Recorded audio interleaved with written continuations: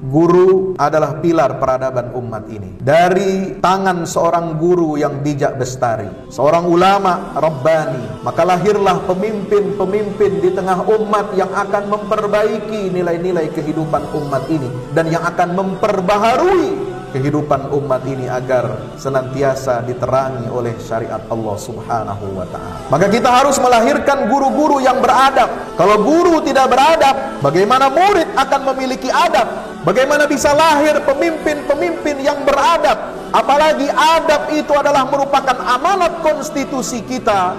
Di sila yang kedua Pancasila itu mengatakan kemanusiaan yang adil dan beradab. Bagaimana kita bisa melahirkan warga-warga bangsa, anak-anak bangsa yang memiliki nilai peri kemanusiaan yang sesuai dengan nilai-nilai keadilan, mampu dia menegakkan keadilan di atas muka bumi ini dan beradab kalau dia tidak memiliki guru yang benar, guru yang beradab kepada Allah Subhanahu wa ta'ala dan Rasulnya sallallahu alaihi wasallam.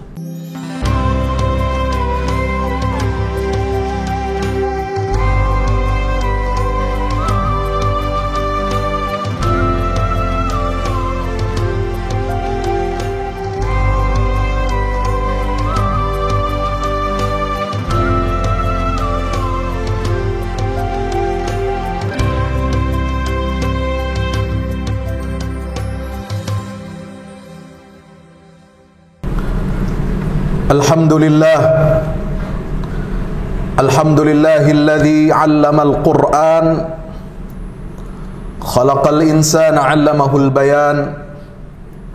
Asyhadu an la ilaha illallah wahdahu la syarika lahul malikul mannan wa asyhadu anna Muhammadan 'abdullahi wa rasuluh al-habibu ilar rahman wa ala alihi wa ashabihi wa man tabi'ahum ila yaumil qiyamah, amma ba'd. Usi nafsi wa iyyakum bitaqwallah.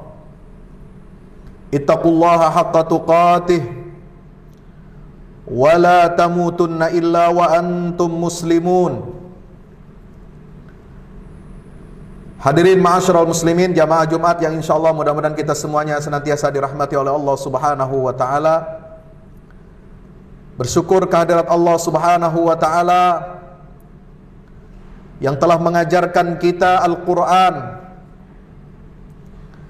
yang menciptakan manusia beserta seluruh alam semesta ini ditundukkan untuk kepentingan manusia sebagai khalifah di atas muka bumi.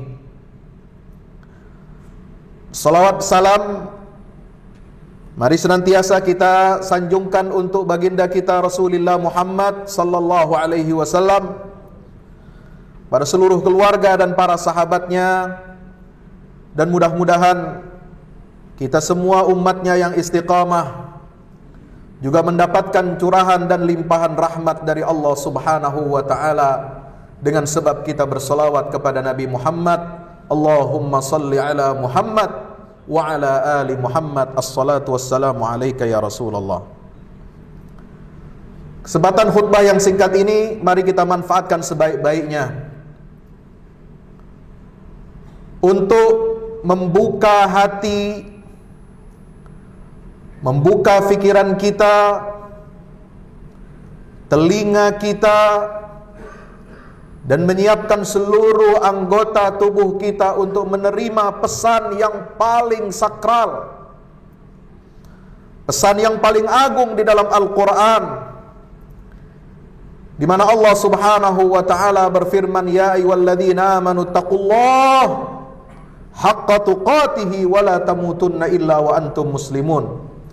Pesan itu adalah mari kita senantiasa bertakwa kepada Allah dengan menjauhi semua perintah, dengan menjalankan semua perintah-perintah Allah dan menjauhi semua larangan Allah Subhanahu wa ta'ala. Ma'asyiral muslimin yang berbahagia, diriwayatkan dari Sayyidina Abdullah bin Amr ibn al-As, satu waktu Rasulullah sallallahu alaihi wasallam keluar dari salah satu bilik rumah istrinya.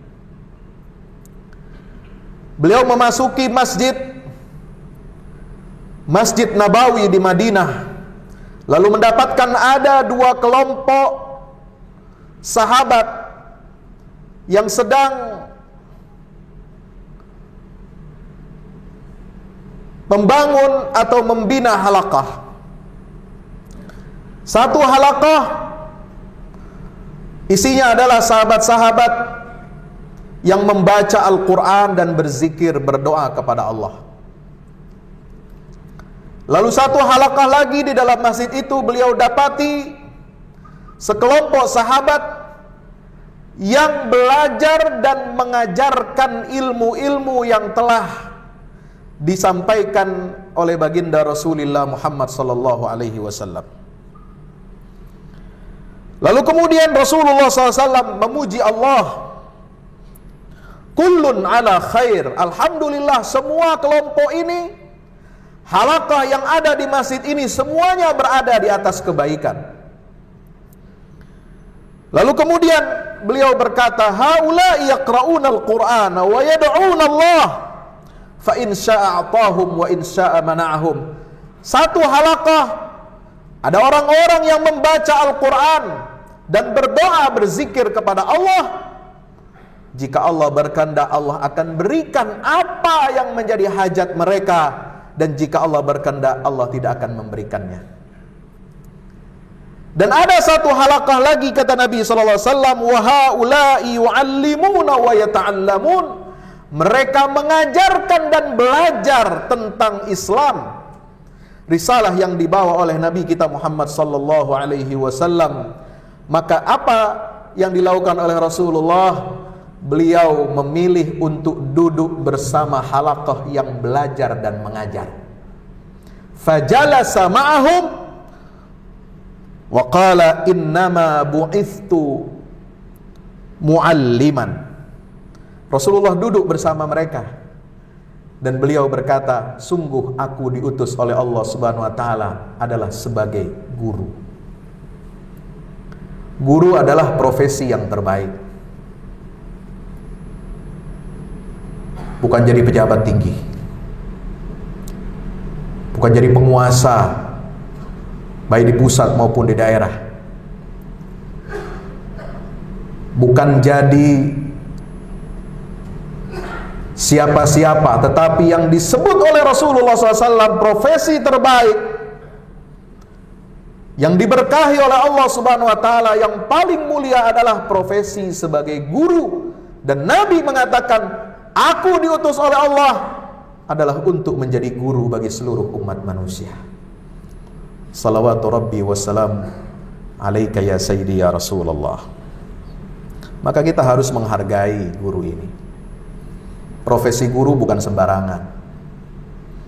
Kita berhutang budi, kita berhutang nilai kehidupan kepada guru yang mengajarkan kita satu huruf dari Al-Quran. Kita berhutang budi dan jasa kepada guru yang mengajarkan kita rukun iman dan rukun Islam. Kita berhutang budi kepada guru-guru kita yang mengajarkan nilai-nilai akhlak dalam kehidupan kita, sehingga apapun profesi yang kita jalani, alhamdulillah dengan izin Allah, setelah kita mendapatkan hidayah dari Allah, lalu kita berguru dengan guru yang tepat, guru yang benar, yang mengajarkan kita kebenaran iman dan Islam, maka kita alhamdulillah bisa menjadi hamba Allah yang baik di atas muka bumi ini. Karena di dalam Al-Quran, fungsi Rasulullah SAW sebagai guru itu paling tidak disebut di dalam 3 ayat. Pertama di dalam surah Al-Baqarah ayat 129, ketika doa Nabi Ibrahim alaihi salam untuk lahirnya Nabi kita Muhammad SAW di akhir zaman, Rabbana wab'ath fihim rasulam min anfusihim yatlu alaihim ayatihi wa yuzakkihim wa yu'allimuhumul kitaba wal hikmata wa yuzakkihim innaka antal azizul hakim. Fungsi Rasulullah adalah mengajarkan dan menjadi guru untuk mengajarkan umat ini kitab, yaitu Al-Quran, dan hikmah sunnah Nabi kita Muhammad sallallahu alaihi wasallam. Sebagaimana dalam surat Ali Imran ayat 164, Allah Ta'ala berfirman, laqad mannallahu 'alal mu'minina idh ba'atha fihim rasulan min anfusihim yatlu 'alaihim ayatihi wa yuzakkihim wa yu'allimuhumul kitaba wal hikmata wa in kanu min qablu lafi dhalalin mubin. Menjadi guru sebagaimana yang diperankan oleh baginda Nabi sallallahu alaihi wasallam adalah merupakan nikmat karunia khusus dari Allah Subhanahu wa taala kepada orang-orang yang beriman. Maka hargailah guru kita. Jangan lupakan jasa mereka. Jangan pernah kita merasa sombong.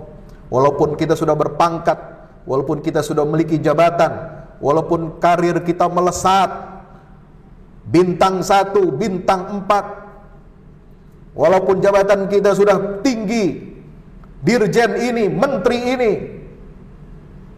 kepala daerah ini, tetapi kita harus tetap takzim dan tawadhu di hadapan guru yang mengajarkan kita nilai-nilai agama dan kehidupan.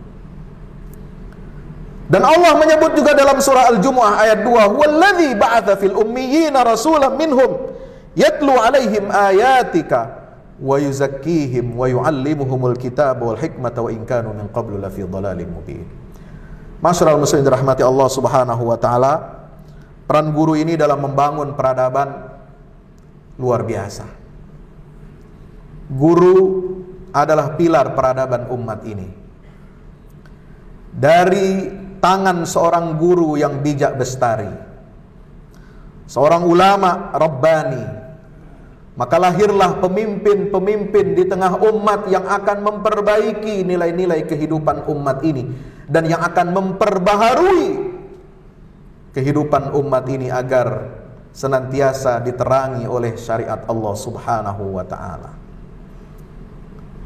Maka kita harus melahirkan guru-guru yang beradab. Kalau guru tidak beradab, bagaimana murid akan memiliki adab? Bagaimana bisa lahir pemimpin-pemimpin yang beradab? Apalagi adab itu adalah merupakan amanat konstitusi kita. Di sila yang kedua Pancasila itu mengatakan kemanusiaan yang adil dan beradab. Bagaimana kita bisa melahirkan warga-warga bangsa, anak-anak bangsa yang memiliki nilai peri kemanusiaan yang sesuai dengan nilai-nilai keadilan, mampu dia menegakkan keadilan di atas muka bumi ini dan beradab kalau dia tidak memiliki guru yang benar, guru yang beradab kepada Allah Subhanahu wa taala dan Rasulnya sallallahu alaihi wasallam. Jamaah yang dirahmati Allah Subhanahu wa taala, peradaban Islam ini dibangun di atas ilmu, pondasi ilmu yang kokoh. Nabi Muhammad SAW berguru langsung kepada malaikat Jibril. Allamahu syadidul quwa dzu mirratin fastawa wa huwa bil ufuqil a'la thumma dana fatadalla. Baik ketika pertama kali Nabi menerima wahyu di Gua Hira maupun ketika beliau diberangkatkan dalam peristiwa Isra dan Mi'raj ke Sidratil Muntaha, berguru langsung face to face dengan malaikat Jibril alaihissalam. Dan guru yang maha guru di atas semua guru adalah Allah Subhanahu wa ta'ala yang memiliki sifat Asmaul Husna. Dialah ada Rabbul Alamin. Allah itu adalah pendidik, Allah itu pengembang, Allah itu pencipta, Allah itu pemberi hidayah, Allah itu pemberi rizki. Dialah yang menuntun seluruh makhluk di atas muka bumi ini dan di seluruh alam semesta ini untuk mencapai kesempurnaannya. Maka Allah turunkan risalah, kitab-kitab sucinya sebagai pemandu dan penuntun umat manusia untuk bahagia di dunia dan di akhirat. Maka dengan demikian Allah juga mengutus para rasul, para nabi untuk memperbaiki akhlak, memperbaiki perilaku umat manusia ini sepanjang zaman, agar manusia ini tidak keluar dari garis fitrahnya yang diciptakan oleh Allah Subhanahu wa ta'ala, yaitu fitrah tauhid kepada Allah ta'ala.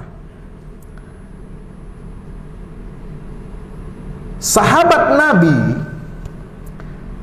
yang berhebat-hebat itu, yang tercatat dengan tinta emas dalam sejarah peradaban umat manusia, Khulafaur Rasyidin, Juga termasuk 10 orang sahabat yang dijamin masuk surga oleh Nabi SAW. Dan kibarus sahabah, baik kalangan muhajirin dan ansar. Mereka adalah orang-orang yang dididik oleh seorang guru yang hebat, yaitu Nabi kita Muhammad sallallahu alaihi wasallam.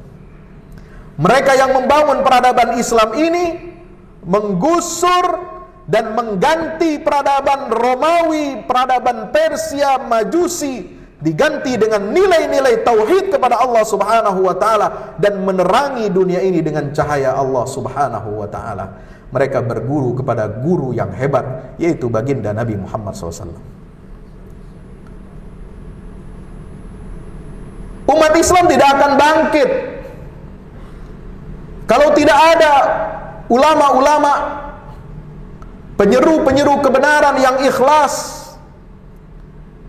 yang bekerja karena Allah Subhanahu wa taala untuk menyebarkan risalah yang mulia di atas muka bumi ini. Sebagaimana yang kita tahu, pernah umat Islam ini jatuh, tersungkur, diinjak-injak kehormatannya, tetapi mereka sanggup untuk bangkit kembali.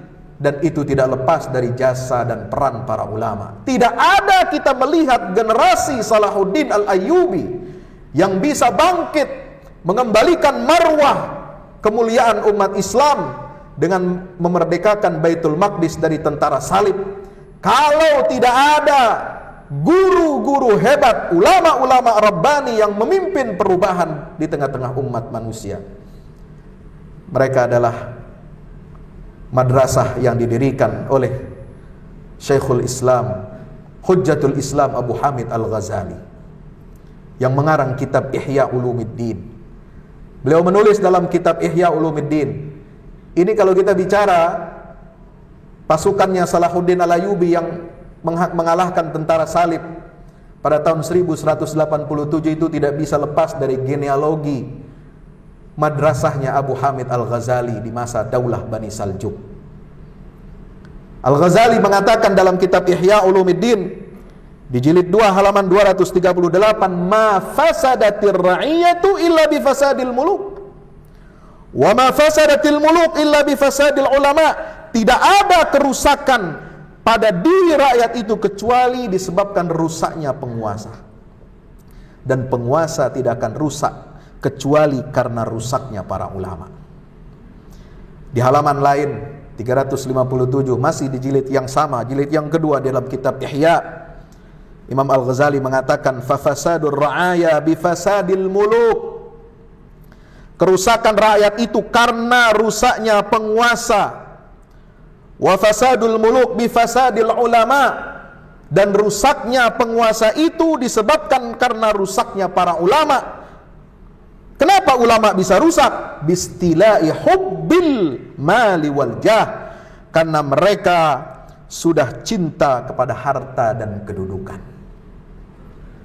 Ulama kalau sudah cinta kepada harta dan kedudukan, dia akan keluar dari garis yang lurus yang menjadi khittah perjuangannya para nabi dan rasul, yang senantiasa mengajak manusia kepada kebaikan, beramar ma'ruf dan nahi mungkar, sebagaimana difirmankan oleh Allah Ta'ala, wal takum minkum ummatun yad'una ilal khair wa ya'muruna bil ma'ruf wa yanhauna 'anil munkar wa ulaika humul muflihun.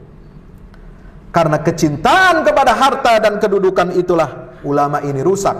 Ulama yang rusak itu akan merusak mental para penguasa, dan mental penguasa yang rusak itu yang menyebabkan rusaknya mental rakyat yang dipimpin satu negara. Maka kata Imam Abu Hamid Al-Ghazali rahimahullah, man istawla alaihi hubbud dunya lam yaqdir 'alal hisbati 'alal aradhil fa kaifa 'alal muluki wal akabir. Wallahul musta'an ala kulli hal. Kalau seorang ulama yang terpedaya dengan cinta kepada dunia, maka dia pasti tidak akan mampu untuk mengontrol dan mengawasi hal-hal yang kecil. Bagaimana pula ulama itu akan bisa mengawasi dan mengontrol penguasa dan perkara-perkara yang besar? Nauzubillah min zalik. Mudah-mudahan kita bermohon kepada Allah Subhanahu wa taala, kita berlindung dari rusaknya ulama, dari rusaknya para pemimpin, dan dari rusaknya rakyat, Maka itu mari kita perbaiki mental guru-guru ini. Guru adalah modal kita membangun peradaban yang baik. Salahuddin Al-Ayyubi tidak akan muncul kalau tidak ada madrasahnya Abu Hamid Al-Ghazali yang menulis kitab Ihya Ulumuddin ini. Gerakan dakwah amar ma'ruf nahi mungkar yang beliau pimpin pada tahun 1055. Dilanjutkan oleh seorang ulama besar dari mazhab Hambali, yaitu Syekh Abdul Qadir Al-Jilani, tahun 1148.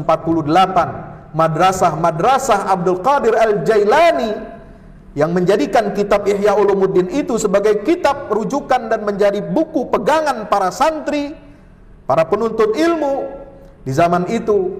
Inilah mereka yang kemudian lulusan dari madrasah Al-Jailani dan Al-Ghazali yang menjadi tentara-tentara dan perwira-perwira yang ikut dalam perang membebaskan Baitul Maqdis.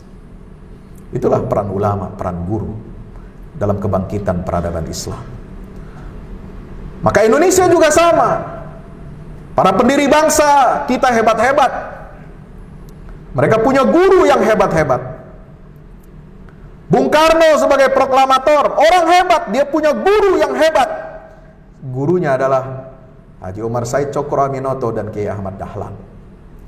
Ahmad Dahlan punya guru yang hebat, sama dengan kawannya Hadratus Syekh Hasyim Asy'ari.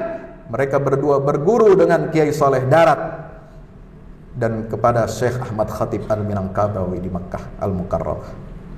Itulah silsilah generasi yang dididik oleh guru-guru hebat, melahirkan pahlawan-pahlawan, penggerak-penggerak perubahan baik di negeri kita maupun di dunia Islam pada umumnya. Mudah-mudahan kita dapat mendidik anak-anak kita dengan baik, menjadi orang-orang tua yang sekaligus juga menjadi guru peradaban bagi anak-anak kita, sehingga anak-anak kita menjadi orang-orang yang bermanfaat ilmunya di dunia dan di akhirat untuk membangun kembali peradaban Islam ini.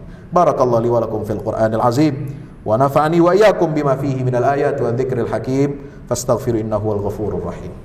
Alhamdulillahi wahda sadaqa wa'dahu wa nasara 'abdahu 'azza jundahu wa hazama al-ahzaba wahda asyhadu an la ilaha illallah wahdahu la syarika lahu wa asyhadu anna Muhammadan 'abduhu wa rasuluhu la nabiyya ba'dah. Allahumma shalli 'ala Muhammad wa 'ala ali Muhammad. Ibadallah, ittaqullaha haqqa tuqatih wa la tamutunna illa wa antum muslimun.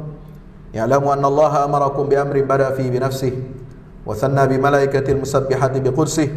Faqala ta'ala mukhbiran wa amira inna Allaha wa malaikatahu yusalluna 'alan nabi ya ayyuhalladzina amanu sallu 'alaihi wa sallimu taslima. Allahumma salli wa sallim wa barik ala habibina wa syafi'ina wa maulana Muhammad adada ma ahata bi 'ilmuk wa khatta bi qalamuk wa sa'a kitabuk. وارض اللهم عن ساداتنا أربعة الخلفاء الراشدين أبي بكر وعمر وعثمان وعلي وعن سائر الصحابة والتابعين ومن تبعهم بإحسان إلى يوم الدين وعلينا معهم برحمتك يا أرحم الراحمين. اللهم اغفر للمسلمين والمسلمات والمؤمنين والمؤمنات الأحياء منهم والأموات إنك يا مولانا سميع قريب مجيب الدعوات يا قاضي الحاجات. اللهم اغفر للمسلمين والمسلمات والمؤمنين والمؤمنات الأحياء منهم والأموات. ربنا اغفر لنا ذنوبنا وكفر عنا سيئاتنا وتوفنا مع الأبرار. ربنا لا تؤاخذنا إن نسينا وأخطأنا. ربنا ولا تحمل علينا إصرا كما حملته على الذين من قبلنا. ربنا ولا تحملنا ما لا طاقة لنا به واعف عنا واغفر لنا وارحمنا أنت مولانا فانصرنا على القوم الكافرين. ربنا آتنا في الدنيا حسنة وفي الآخرة حسنة وقنا عذاب النار. وصلى الله على محمد وعلى آله وصحبه وسلم والحمد لله رب العالمين وأقم الصلاة.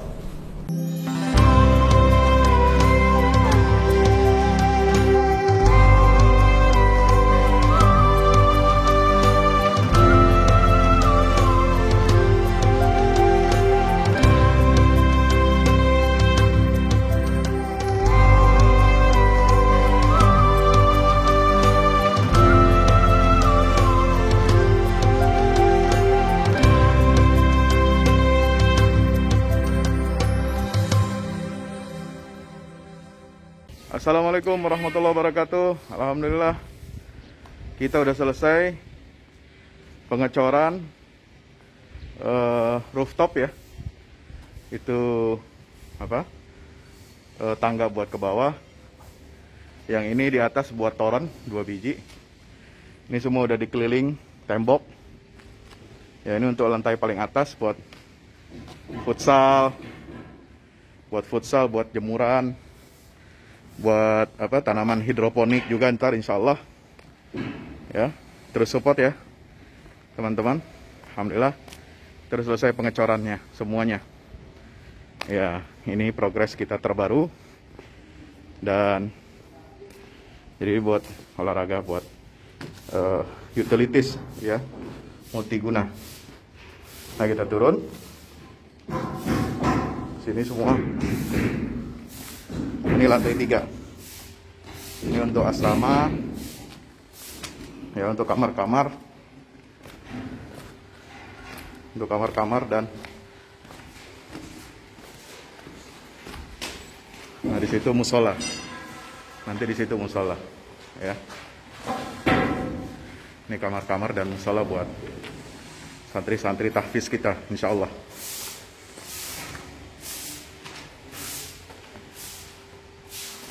Nah, ini lantai 2 kita turun.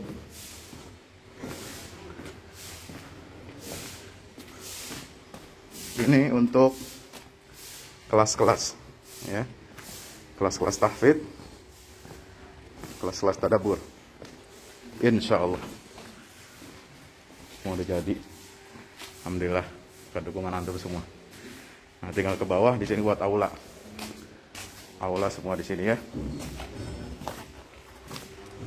Mohon doanya terus, mudah-mudahan berkah, mudah-mudahan cepat jadi finishing. Kira-kira finishingnya ini butuh 1,5 M lagi ya. Mudah-mudahan. Al-Fatihah. Al-Fahmu Institute mempersembahkan serangkaian buku karya Ustadz Fahmi Salim LCMA. Buku pesan-pesan tauhid untuk negeri di masa pandemi. Buku mutiara ilmu-ilmu Al-Quran. Ada diskon 20% untuk buku tafsir sesat 58 esai kritis wacana Islam di Indonesia dan buku kritik terhadap studi Al-Quran kaum liberal. Anda dapat memesannya melalui layanan WhatsApp di nomor 08777 0637192 dengan format pemesanan ketik nama, alamat lengkap, nomor handphone, dan jumlah buku yang diorder. Ongkos kirim di luar harga buku dan menyesuaikan wilayah dengan paket standar. Lampirkan juga bukti transfer Anda ke rekening BNI Syariah di 0631 748573. Tunggu apa lagi? Pesan sekarang.